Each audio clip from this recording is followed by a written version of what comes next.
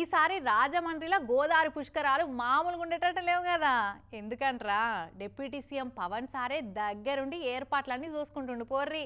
లడ్డు కల్తీ అయిందన్నప్పుడు గుడిలో మెట్లు కడిగి ఎట్లా శుద్ధి చేసిండో పుష్కరాల కోసం గోదావరిని కూడా గట్నే శుద్ధి చేసే పని ముంగటేసుకుండు సారు.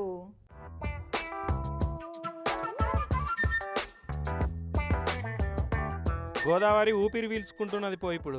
కలుషితమైన గోదావరిని శుద్ధి చేసే పని ముంగటేసుకున్నాడు కదా డిప్యూటీ సీఎం పవన్ సారు. నిన్న పొద్దుగాలనే గోదావరి పుష్కరాల పనులు ఎట్లా నడుస్తున్నాయి, ఏం చేస్తే బాగుంటుందని ఏర్పాట్లు చూస్తేందుకు రాజమండ్రికి పోయిండు సారు. ఇక ఎంబడే నాదెండ్ల సారు, కూటమి లీడర్లు, అధికారులు అందరూ వచ్చారు. అందరు నేసుకొని ఇక సపరేట్ పడవెక్కి రాజమండ్రి పుష్కర ఘాట్ నుంచి కోటిలింగాల ఘాట్ దాకా పోయిండు సారు.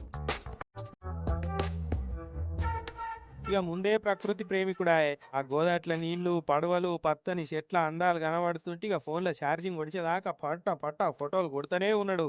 నడుమిట్లా కొందరు మత్స్యకారులు, అభిమానులు సెల్ఫీ దిగుతామని వస్తే ఇక వాళ్ళను దగ్గరికి పిలిచి ఇట్లా సెల్ఫీ ఇచ్చి పంపించిండు.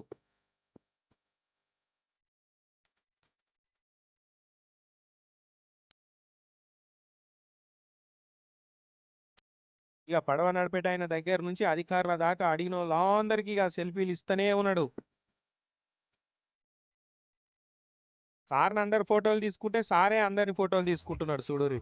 ఇక నడిమిట్లా గోదాట్ల నీళ్ళ నాణ్యత ఎట్లున్నది, మంచిగానే ఉన్నాయా ఏం కథ అని అధికారులు టెస్ట్ చేసి సార్కు చూపించారు.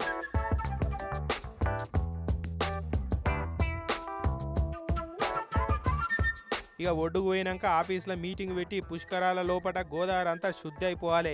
మురికి నీళ్లు కలవకుండా నీళ్లను కాలువలకు డైవర్ట్ చేయాలి. పుష్కరాల వరకు గోదాట్ల నీళ్ళన్నీ తేటగా అయిపోవాలి. ఏడ చెత్త అన్నది కనిపించద్దు.